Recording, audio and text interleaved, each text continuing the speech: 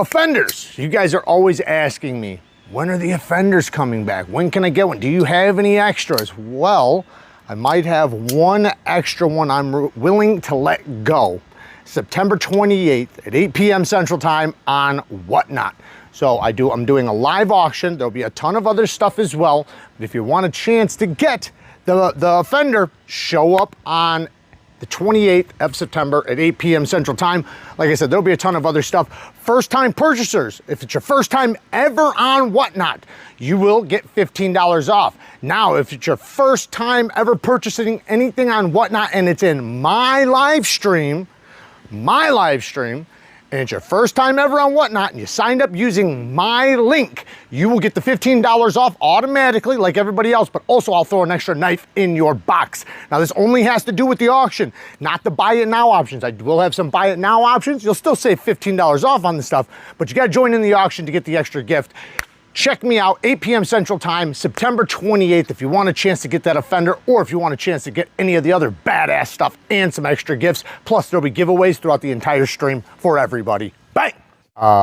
Man, this absolutely could be knife of the year. In my opinion, it is absolutely the best Jack Wolf knife that has came out. I've been carrying it and using it all day.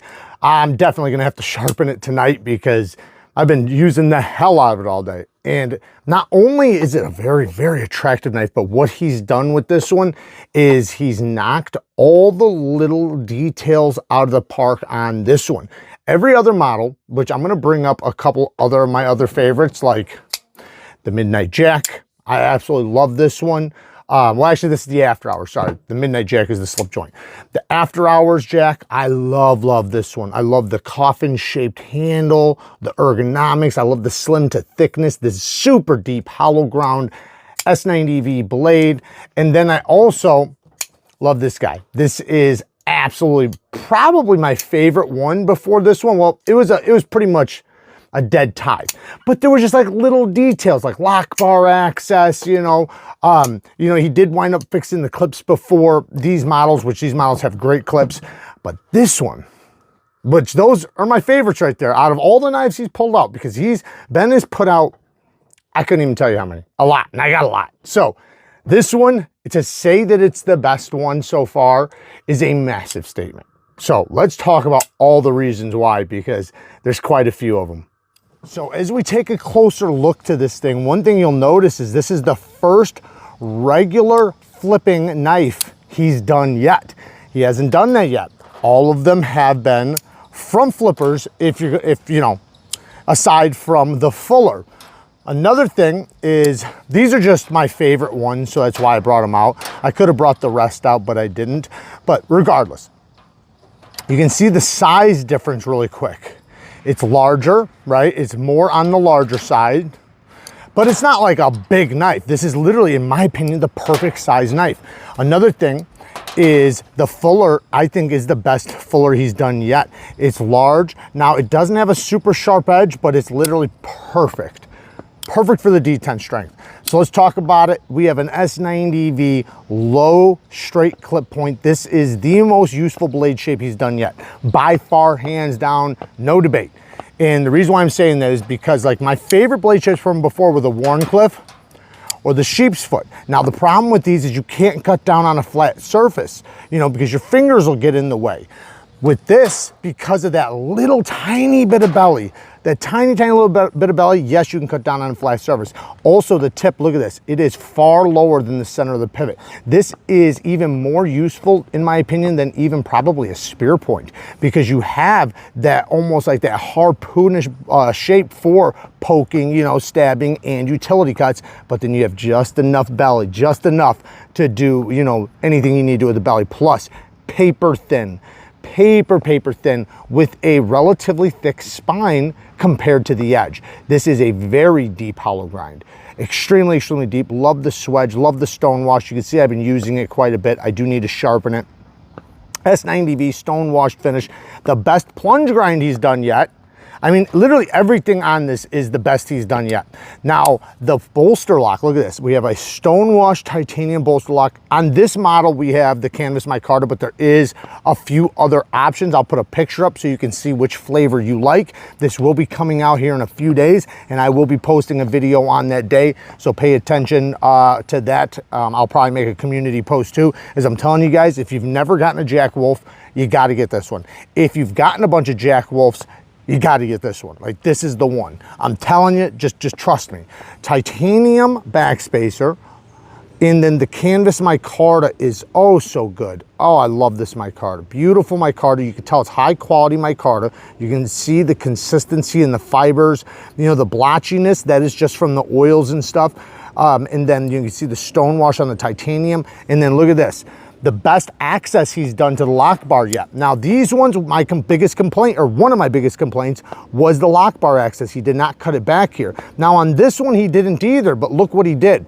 He widened it up big time. So it's almost as if, it's pretty much, it feels just like he cut it back. Like, this is the most comfortable disengagement yet.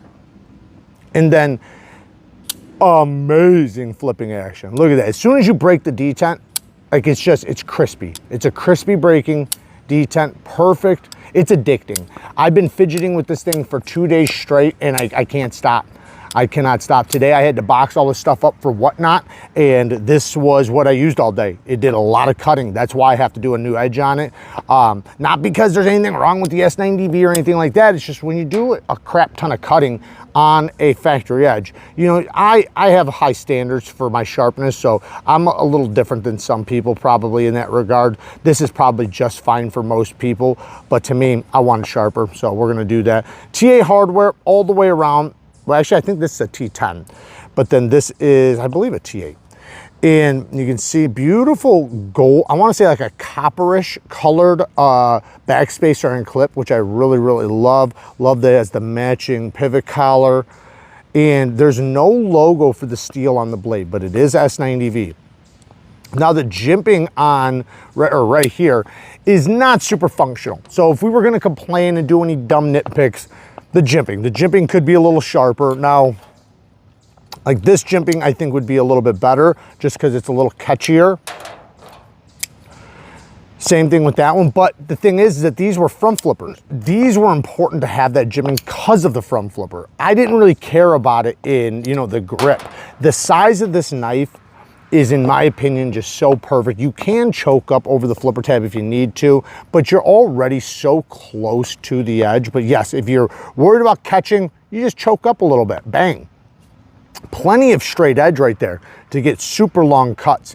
The spine, if you look, it's got a nice straight zone right there for cutting backwards. You know, the pinch grips are, because you have this chamfer right there, your pinch grip goes right over the top, perfect. You know, I've been going around boxes all day with it. I'm telling you, this is a banger. It is a user. It is freaking dope. Now, let's talk about this action once again. The fuller is the best fuller yet. So this one was really good. I really loved this one. I think it had a perfectly sharp edge, where you also, another thing you got to talk about with these, they have such deep hollow grinds that by the time you get to the spine thickness, it's almost like there's a shelf here. So what he's done is he's utilized the fuller to land in that zone. So even when you get a little tiny fuller like this, it works really well because it hits that thicker portion, right? So it kind of catches you. Even without, that was my fault, even without the fuller, it'd probably still be just damn near as good. This one has a much larger fuller, so it actually has a slot for you to kind of drop your finger right into. Now, I will say the thumb flick is not great. You have to go really low or not get it at all, but I don't care about that at all. I did the same thing with one of my knife designs. I prefer a reverse flick over a thumb flick, and you can easily roll it out if you really wanted to use your thumb. Now, lefties, no, there's no reversible clip, but I will say, it works really good lefty, man. It works really good. I'm not a left-hand user, but I've been fidgeting with it all day, lefty style. The sound has a really nice sound. It doesn't always come through, but sometimes it has a nice little ting to it. And the jimping on the flipper is really good. So this jimping, maybe, you know, not the best for traction. I mean, it works, so it's not bad, but this jimping, super good. And the detent, you're not gonna fail it unless if you try to fail it. Like you have to literally try to fail it, because as soon as you break that detent, it's snappy. So I'm gonna throw, because you know, we gotta throw some nitpicks out here. We gotta give Ben some nitpicks. He knows the routine, he knows how it goes. So let's bitch a little bit. No lefty clip, which I'm sure he's heard a million times. He's probably rolling his eyes right now listening to this. Yeah, I know, Jared. I've heard that, and you know what? You know what's funny about it? Is so have I. I haven't done a righty clip yet either on any of my designs. I've heard it, so I get it. I get it, but hey, you know, we all deserve criticism, right? What else do we got?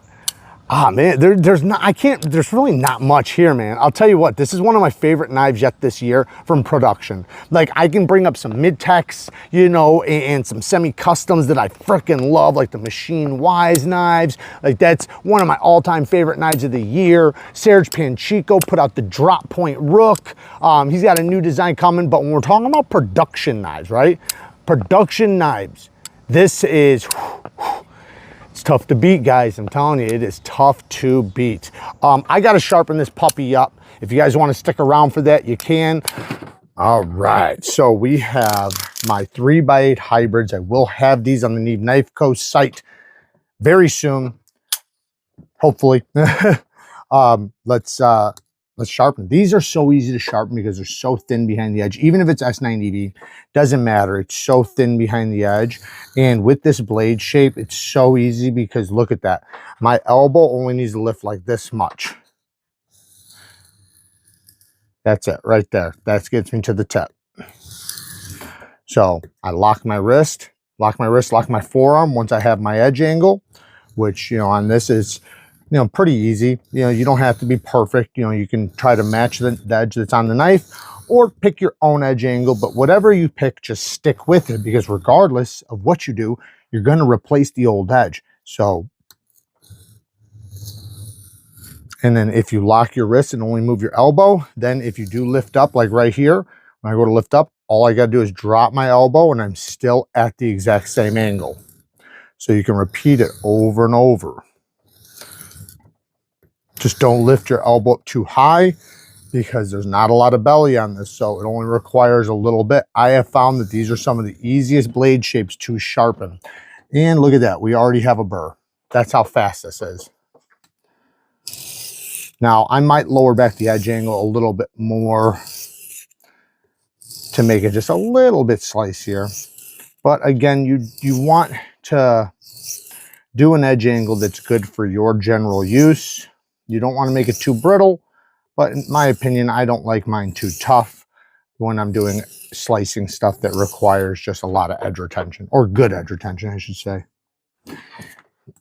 And man, the handle, so perfect for sharpening because I can get nice and close to the edge very easily.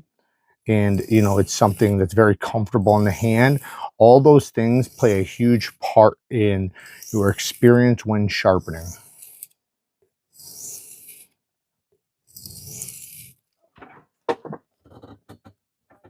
And we are almost done with this side too.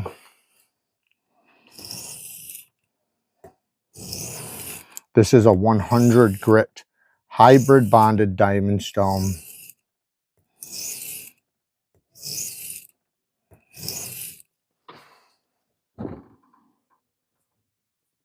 Yeah, we're ready for this.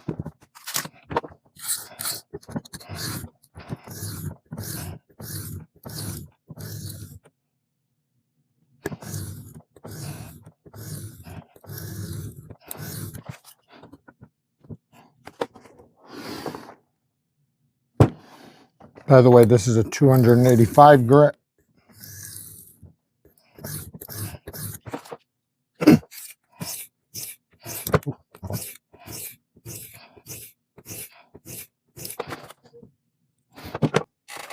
This is going to be our finishing stone, 650 grit.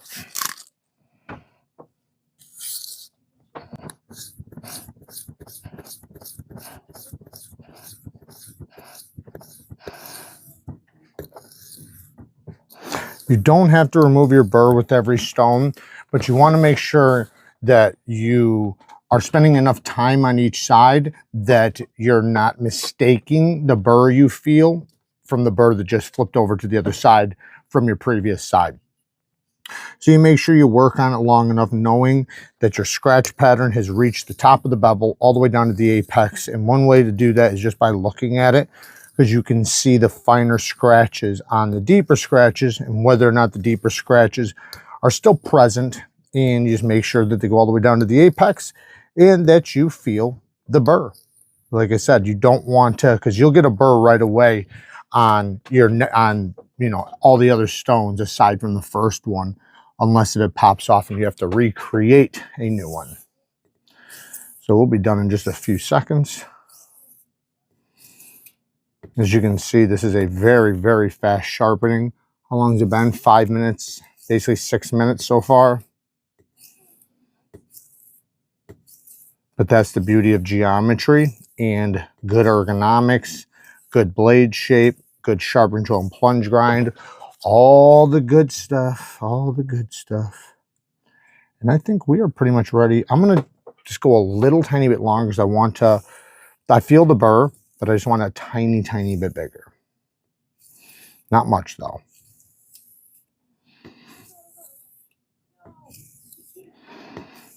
That should be good, yeah.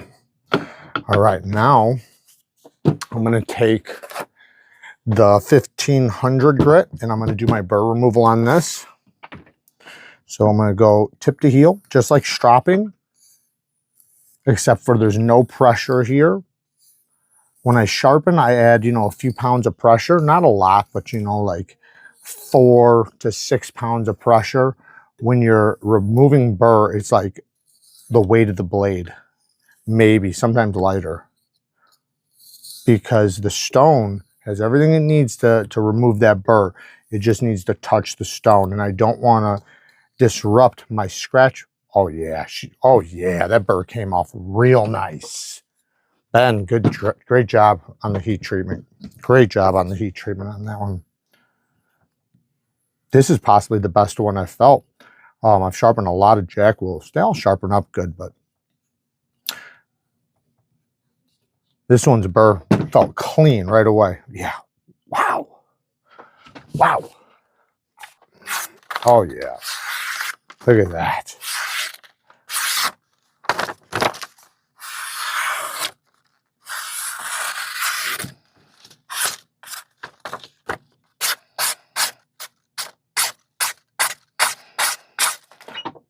Geometry.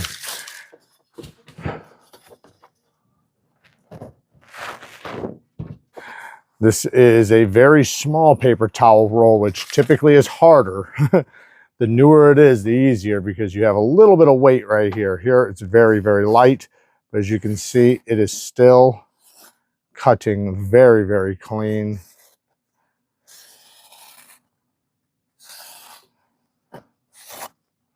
Very, very nice. Very happy with that. So, yeah, there you guys go. Work hard, stay tough. Till next time. Peace.